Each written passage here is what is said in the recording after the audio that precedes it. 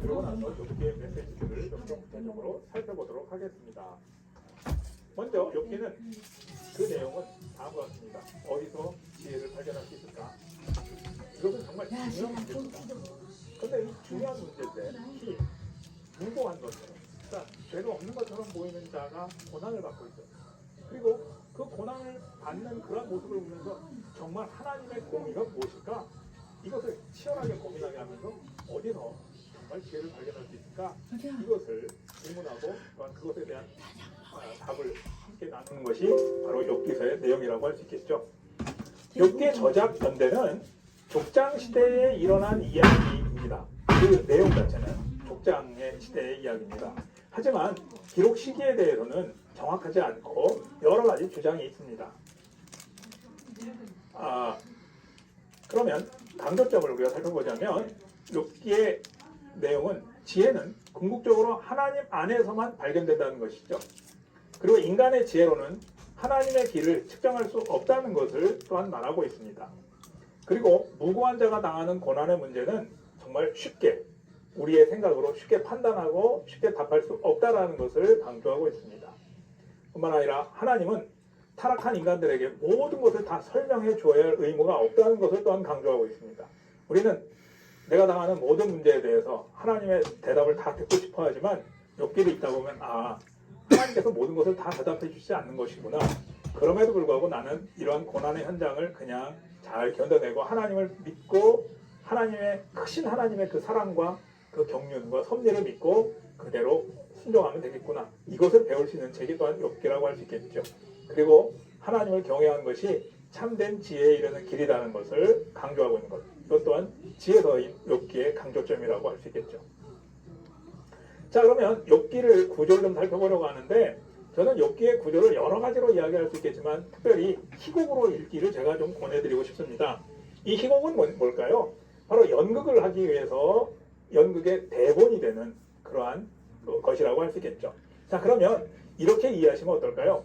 연극에 있어서 본격적으로 대화 부분이 그 대사가 오고 가는 것은 바로 이 본문, 인 다이얼로그 부분에 들어 있습니다. 다시 말하면 3장 1절부터 42장 6절까지의 그 다이얼로그, 즉 대화 부분이 있는데 이것은 주로 시 형식으로 되어 있습니다. 이 내용이 연극의 어떤 본 장면이라면 이 서원과 제일 나중에 42장 7절 이후에 나오는 그런 결혼 부분에서는 처음에 연극이 시작되기 전에 커튼이 딱 쳐 있을 때 해설자가 나와서 연극의 어떤 배경에 대해 설명하고 그리고 나서 연극이 끝난 다음에 다시 커튼을 딱 치고 거기에 다시 해설자가 등장해서 연극 그 뒤에 결말 이야기들을 쭉 풀어주는 뭐 그런 내용으로 생각하시면 욥기를 훨씬 이해하기가 쉬울 거라고 생각됩니다.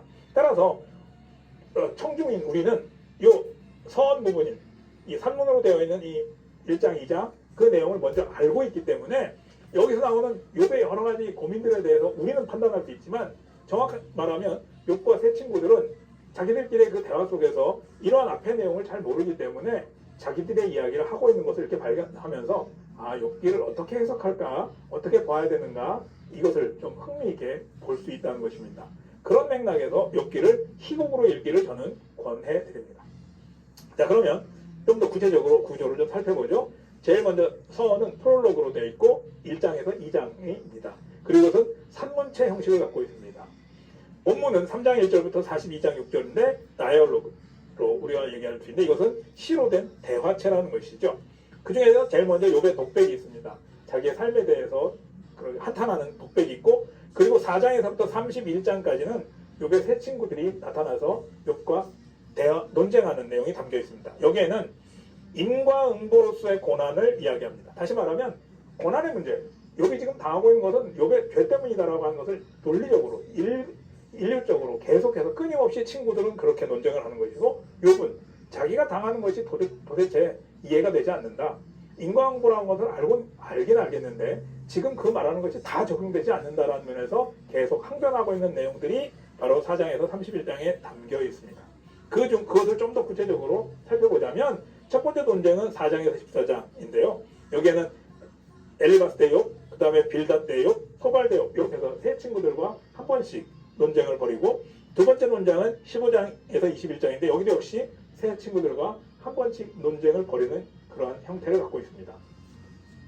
이제 세 번째 논쟁에서는 22장에서부터 27장까지인데 여기에서는 소발과의 논쟁은 빠지고 지혜에 관한 시가 들어있습니다. 그리고 나서 욥의 마지막 항변이 29장에서 31장에 그렇게 들어있습니다.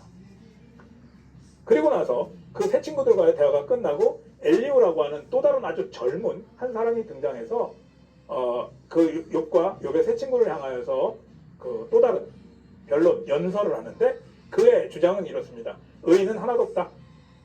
의인은 하나도 없다. 그리고 고난이라고 하는 것이 언제나 죄 때문에만 오는 것이 아니라 교육 목적을 위한 고난도 있다.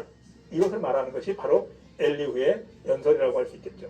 그리고 나서 바로 38장부터 42장 6절까지는 욥을 향하여서 여호와께서 직접 나타나셔서 말씀을 하시는데 그 말씀의 내용의 핵심은 창조에 대한 이야기입니다. 창조의 섭리가 어떤 것이 있는지를 구체적으로 설명해주고 있는 내용입니다. 여기까지가 다이얼로그, 다시 말하면 시로 된 대화체이죠. 그리고 나서 결론 부분인 42장 7절부터 17절까지는 산문으로 되어 있고 욥의 그 이후의 삶의 결과에 대한 해설로 그렇게 이해하시면 되겠습니다. 자, 그러면 이제 욥기의 메시지를 좀 살펴보려 하는데 먼저 1장에서 2장에 등장하는 중요한 인물 중에 하나가 바로 사탄입니다. 사탄이란 말은 우리가 신약성경 시대에 살고 있는 우리들은 이제 사탄, 그럼 마귀 사탄 이런 의미로 생각되지만 구약 시대의 사탄이라고 하는 개념은 우리가 이해하는 그런 악한 존재로만 설명할 수 없는 그러한 사탄입니다. 그러면 구약 시대의 사탄은 어떤 존재일까요? 바로 사탄이란 히브리어 단어 자체가 반대편에 서는 자 이런 뜻입니다. 그러니까 재판장이신 하나님이 계시고 그리고 피해자인 사람이 있다면 그 반대편에 서서 피해자를 향하여서 논고하고 있는 아마 검찰관, 감찰관 이런 역할을 하고 있는 자가 바로 사탄이라는 것이죠. 그래서 욥기 1장에 보시면 하나님께서 두루두루 돌아다녔던 사탄을 향하여서 네가 뭘 봤느냐 이렇게 질문하면서 내 종 욥이 얼마나 선하고 이로운지 아냐 이렇게 질문하시는 것을 보면서 아, 사탄이 정말 두루두루 돌아다니면서 사람들이 뭘 잘못했나 이걸 감찰하는구나 라는 것을 짐작할 수 있죠. 결국 잘못을 적발하고 폭로하고 정죄한 것을 이 사탄이 감당하는데 그러다 보니까 지금은 하나님과 대립하는 존재로 나타나진 않지만 그것이 궁극적으로 스스로를 죄를 판단하는 자의 자리에 서게 돼서 스스로가 하나님과 같은 자리에 서려고 했던 그래서 타락한 천사, 계명성과 같은 그런 사탄의 존재가 된 것이 아닌가 우리가 여기서 유추해 볼 수 있겠죠. 자, 사탄이 두 번에 걸쳐서 욥을 고발을 하는데 첫 번째 고발은 1장입니다. 1장 9절에서 10절에 보면 여기에 보면 어찌 까닭 없이 하나님을 경외할 것입니까? 이유가 있겠죠. 분명히 뭔가 이유가 있어서 욥이 하나님을 경외할 것입니다. 그런 얘기를 하는 것이죠. 그러면서 그와 그 집과 그 모든 소유물일 때 이때 그 와라고 되어 있지만 정확하게 말하면 그 바드 정말 그의 둘레 그리고 그의 모든 소유물 둘레 그리고 그의 집 둘레 거기에 둘레에 하나님께서 이렇게 둘레에 보호막을 쳐주셨기 때문에 그래서 그가 어려움 없이 잘 지내고 복받고 그러니까 그가 하나님을 경외하는 것이지 그 둘레에 쳐놓은 이 둘레막을 다 없애고 정말 고통이 임한다면 어려움이 임한다면 욥이 하나님을 그렇게 경외하지 않을 거다 이런 이야기를 하는 것입니다. 다시 말하면 대가를 말하는 행위 욥이 그것을 요구한다 이렇게 말하는 것이 첫 번째 고발입니다. 이제 욥의 두 번째 고발입니다. 그 첫 번째 고발로 인해서 그 모든 재물들을 앗아갔지만 욥이 하나님께 범죄하지 않았죠.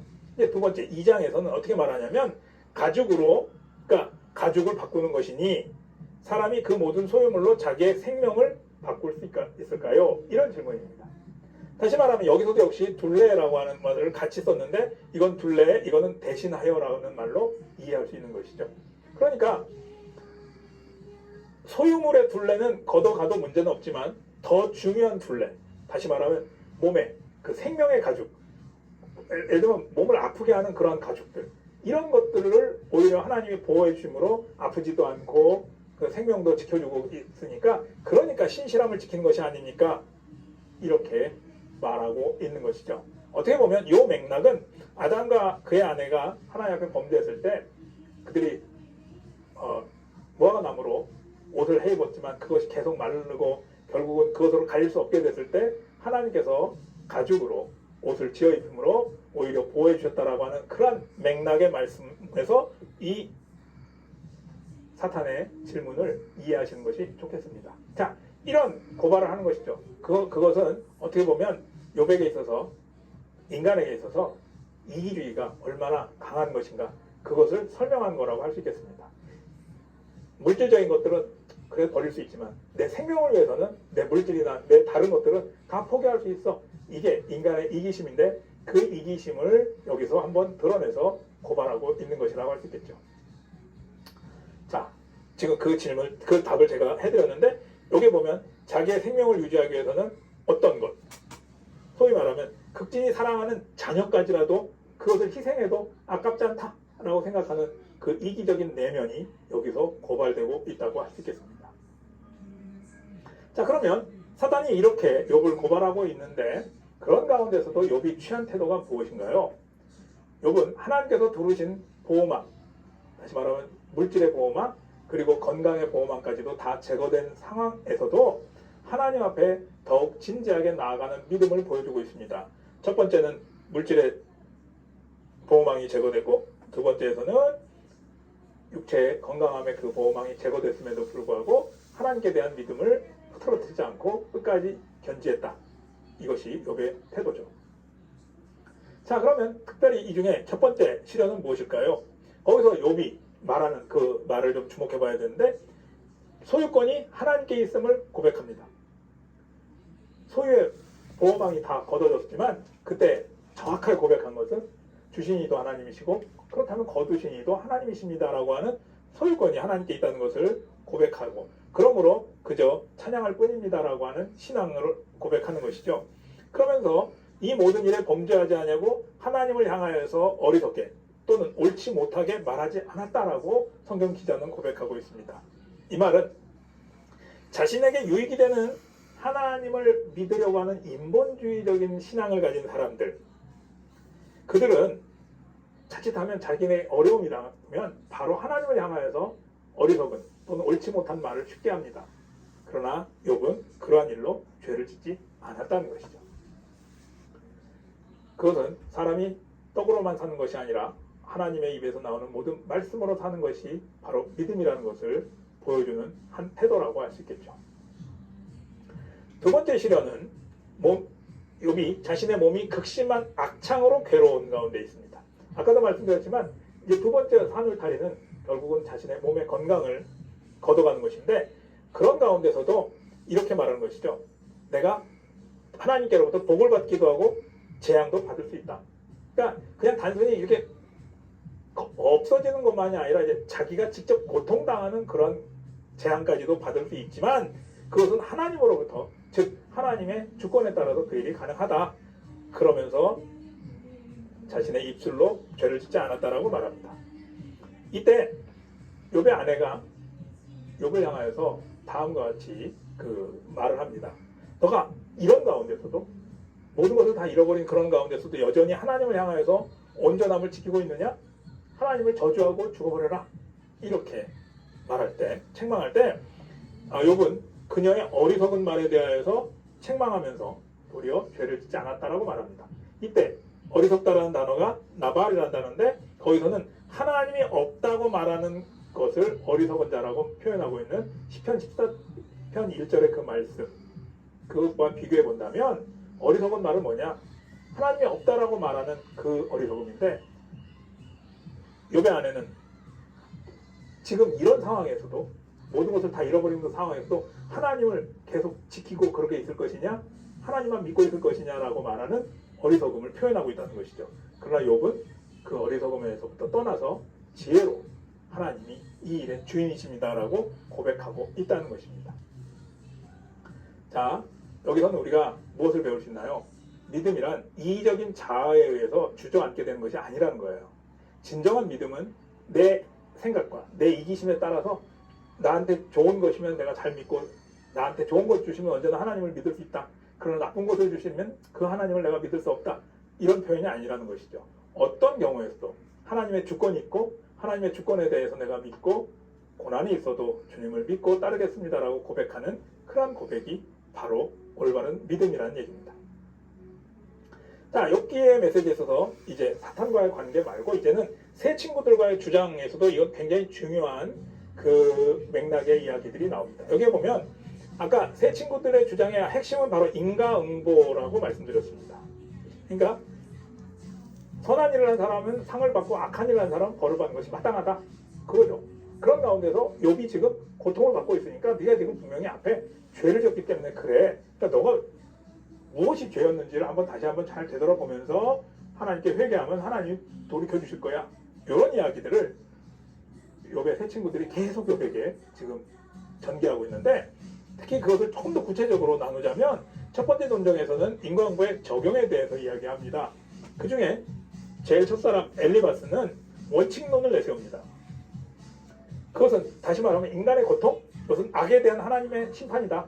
그러니까 욥, 네가 지금 당하고 있는 그런 고통은 분명히 하나님의 심판이고 하나님의 훈계이니까 이를 달게 받고 하나님께 매달려서 간구한다면 하나님이 회복시킬 거야. 이 이야기를 하고 있다는 것이죠.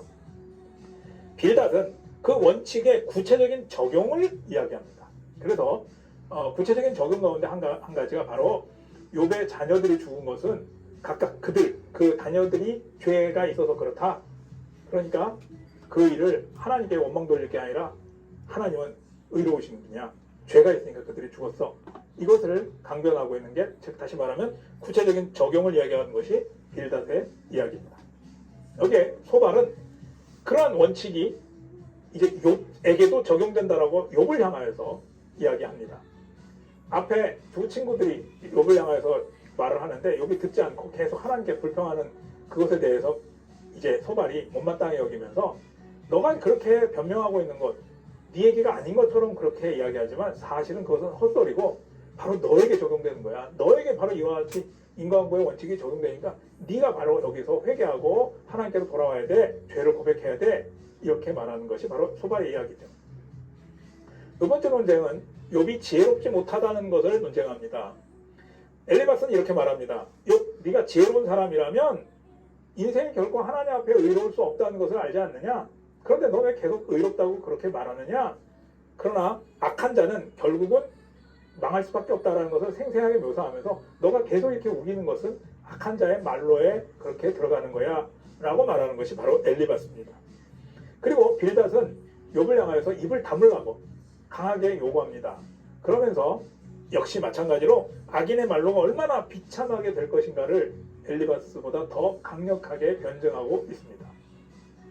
소발은 앞에 두 사람의 말을 이어받아서 악인은 하나님의 벌을 피할 수 없다 이렇게 강조하면서 욥이 이제 재산을 잃어버린 것, 앞서는 아이들 잃어버린 것에 대해 얘기했고 이번에는 재산을 잃어버린 것을 얘기하면서 악한 자에게는 그런 일들이 마땅히 일어날 수밖에 없어 이렇게 말하고 있는 것이 소발입니다. 그리고 이런 것들을 깨닫지 못하고 계속 하나님을 향하여 항변하고 있는 너는 지혜롭지 못한 자야 이렇게 말하고 있는 것이 욥의 친구들의 두 번째 논쟁입니다. 세 번째 논쟁, 여기는 욥이 지금 당하고 있는 고통, 지금 당하고 있는 고통이 그의 죄를 입증하는 것이다 이렇게 말하고 있습니다. 즉 그러면서 엘리바스는 욥의 고통당하는 것은 그의 죄 때문이라 그 원인을 여기서 발견하는 것이죠. 그러므로 그런 전제하에서 욥의 자신의 고통이 지금 크다라고 하나님께 말할수록 결국 그의 죄가 크기 때문이 아니냐. 그러니까 너 더 크게 회개해야 돼. 이런 이야기를 지금 하고 있는 것입니다. 자 보세요. 그런 논리를 뒷받침하기 위해서 엘리바스가 뭐라고 말하냐면 너가 친족들의 재산을 압류했고 배고픈 사람에게 먹을 것을 주지 않고 뭐 그런 행위를 악한 행위를 한 것이 아니냐. 또 권세를 남용하고 고아와 과부를 학대했기 때문이 아니냐라고 해서 이 큰 죄에 대한 구체적인 실예들을 엘리바스는 이렇게 들었습니다. 사실은 구체적인 증거가 있어서 그런 것은 아닙니다. 단지 추론할 뿐입니다. 빌닷의 공격은 5절에 불과할 정도로 굉장히 약화되어 있습니다. 왜냐하면 욥을 설득할 새로운 논리가 없었던 것이죠. 그냥 뭔가 설득할 수가 없으니까 인간은 하나님 앞에서 의로울 수 없어. 이 정도로만 말하는 5절 정도로 아주 짧게 말하는 것이 빌닷의 이야기입니다. 소발은 아예 말도 못하고 있습니다. 자, 이 세 친구들의 주장을 다음과 같은 맥락으로 좀 볼 수 있습니다. 전통적인 인과응보 교리. 의로운 사람은 상을 받고 악한 사람은 벌을 받는다. 맞죠? 분명히 맞습니다. 이 논리는 언제나 참입니다. 이것은 어떻게 보면 공리라고 할 수 있죠. 이것은 절대적인 참입니다. 하나님도 바로 이런 절대적인 참리, 참 속에서 세상을 운행해 나가신 겁니다. 지금 세상이 뭐 이런 것들이 참 흩어져 있는 것 같지만 궁극적으로 마지막 때 심판 때 하나님께서 의를 행하는 자에게는 상을 주실 것이고 악을 행한 자에게는 벌을 주실 것이기 때문에 우리는 지금 이 세상에서 이것이 구체적으로 안 나타난다 할지라도 하나님 나라에 갔을 때 심판대 앞에 섰을 때 그 일이 반드시 이루어질 것이기 때문에 우리는 믿고 견뎌낼 수 있는 것이죠. 이건 그래서 절대적인 공리입니다. 그런데 친구들은 이 공리를 이야기하는 것이 아니라 조금 반대편 논리를 이야기하는 거예요. 다시 말하면 지금 잘 된 것을 보니까 네가 의로운 것이 틀림없어. 지금 안 된 것을 보니까 네가 악한 것이 틀림없어 라고 말하는 이 논리. 이것은 틀렸다는 겁니다. 이 반대의 이야기. 네가 의를 행하면 상을 받을 것이고 악을 행하면 벌을 받을 것이다. 이것은 절대적으로 옳은 공리지만 지금 선한 것을 지금 잘 된 것을 보니까 네가 선해.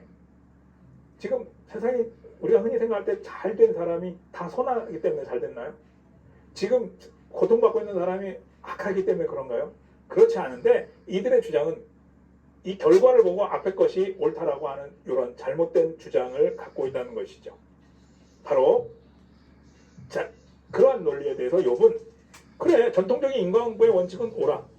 그것은 분명히 맞다. 이것은 신정론과 마찬가지로 맞다. 하지만 내 상황과 비춰볼 때 이것은 틀리다라고 욥이 계속 힘들어하면서 그런 논쟁을 했던 것이죠. 자, 친구들의 주장, 좀 전에 말씀드렸던 것처럼 지금 상태가 복된 것이면 의롭기 때문이고 지금 상태가 고통 중에 있으면 악하기 때문이다.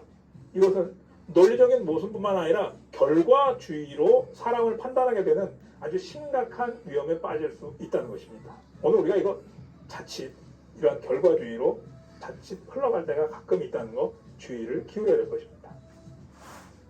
이제 새 친구들 말고 새로운 친구인 엘리오가 등장합니다.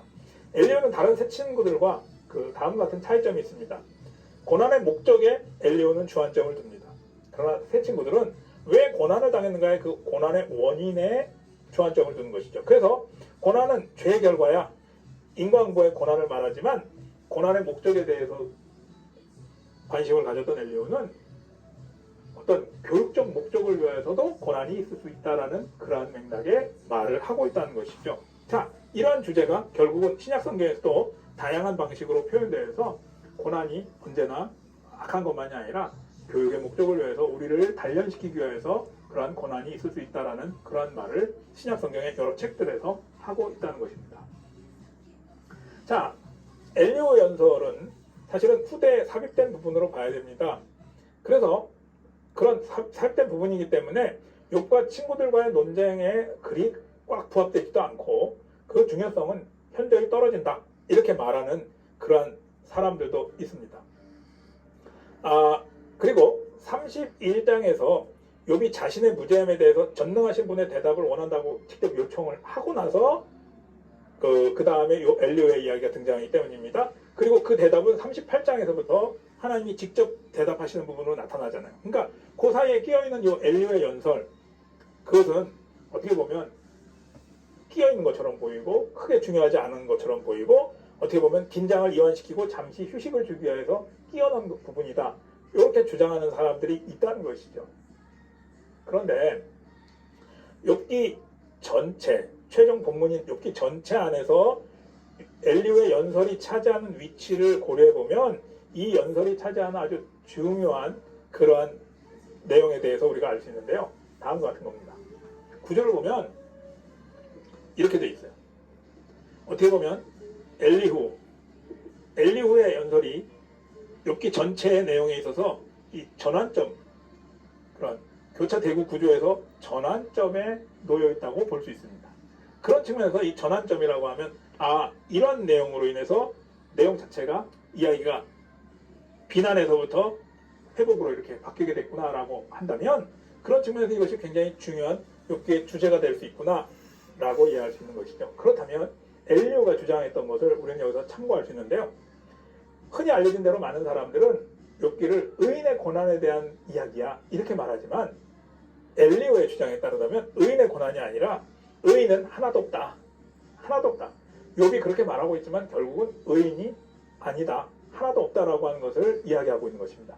그런 맥락에서 욥기도 신약 시대의 신약의 말씀과 예수 그리스도로만 구원받을 수밖에 없는 그러한 신약적인 맥락과 아주 밀접하다고 우리가 할 수 있다는 것이죠.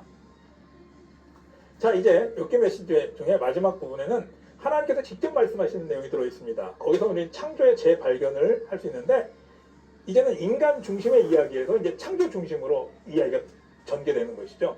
사실은 욥은 자신이 포함된 내가 그런 죄를 범하지 않았어. 내가 그 정도로 악하지 않아. 이렇게 생각하는 도덕적이고 인간적인 세계만 자기를 중심으로 하는 것만 알고 있었던 거예요. 세상의 기본적인 모든 원리를 다 알고 있지는 않다는 것이죠. 그런데 여기서는 뭐냐면 욥 너 자신만 보지 말고 하나님이 창조하신 모든 창조 세계를 다 봐야 된다라고 하는 측면. 즉 하나님이 인간 세계 말고도 자연 세계까지 다 통제하고 계시다는 것을 밝히심으로써 이제 창조를 통하여서 자신을 돌아보면서 하나님의 뜻을 새롭게 발견하게 하는 그러한 이야기가 바로 이 하나님 직접 말씀하시는 창조를 말씀하시는 이 내용이라고 할 수 있겠습니다. 여기서는 결국 창조 이야기, 자연 세계 이야기를 하면서 뭐냐면 인간의 도덕으로 인하여 상급을 주시는 분으로만 하나님이 존재하시는 게 아니다. 하나님은 모든 세계의 만물들을 다 다스리시는 분이다. 따라서 그런 측면에서는 인과응보의 원칙에 하나님이 꽉 매여 있다라고 말할 수 없다. 하나님 물론 인과응보의 원칙을 그렇게 궁극적으로는 그렇게 지키시지만 지금 삶 속에서 꼭 그렇게 매여서 모든 일들을 그렇게만 운영하시는 것이 아니라 때로는 자연 질서의 여러 가지 것들을 위해서 때로는 약한 자가 먹혀야 되고 하는 그런 고난의 자리들을 그대로 허용하신 분이다 라고 하는 것을 보여주고 있는 내용이 바로 이 하나님이 직접 말씀하시는 창조의 재발견 부분이라고 할 수 있겠죠. 자, 그 내용들을 좀 더 구체적으로 이렇게 보겠습니다. 여기에서는 하나님이 질문을 하십니다. 너 누구냐? 여기 이렇게 말하죠. 창조주 하나님 앞에서 나는 아무것도 아닙니다. 너 어디에 있었느냐? 창조 때 거기 없었습니다. 그러니까 하나님이 너 창조 때 하늘의 별과 달과 이런 거 매달 때 너 알아? 그러니까 아니 저 거기 없어서 몰랐어요. 이렇게 말합니다. 너 할 수 있느냐? 세상에 여러 그 새로운 생물들을 막 얘기하면서 그런 생물들을 네가 다 다스리고 할 수 있어? 나는 창조주 하나님처럼 세상을 경영할 수 없습니다. 이렇게 고백하는 것으로 욥의 대답이 나오는 것이죠. 자, 그래서 여기서 우리가 볼 수 있는 것은 창조주 하나님의 사역의 놀라운 신비, 아름다움을 나타내는 그러한 질문을 계속 하십니다. 그러면서 내가 묻는 말에 대답해봐라. 그러자 욥은 그것을 할 수 없습니다. 할 수 없습니다라는 것을 계속 고백하는 것을 통하여 결국 뭘까요? 하나님은 욥의 무지함을 폭로하십니다.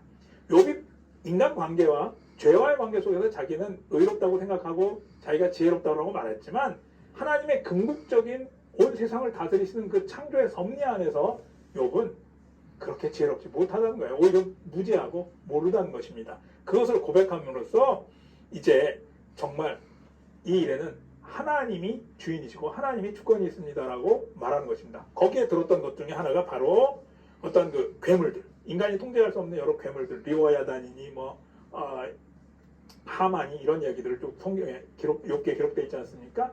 그것들을 너가 주관할 수 있느냐? 아니요, 못합니다. 나만이 할 수 있다. 이렇게 말씀하심으로 욥의 무지함과 욥의 무능함을 폭로하고 계시다는 것이죠. 바로 욥의 무지함과 무능함을 폭로하는 것. 이게 바로 욥기에서 마지막 하나님이 질문하셨고 그에 대해서 욥이 하나님, 제가 전에는 하나님을 귀로만, 지식으로만 알았지만 이제 눈으로 보면서 직접 체험하면서 실존적으로 만나면서 하나님에 대하여 다시 한번 죄를 고백하고 하나님을 지금까지 몰랐던 것을 고백하고 이제 회개합니다라는 그 회개로 끝나는 것, 그게 바로 욥기의 마지막 부분입니다. 이상 두 번째 시간 욥기 연구 수업을 마치도록 하겠습니다.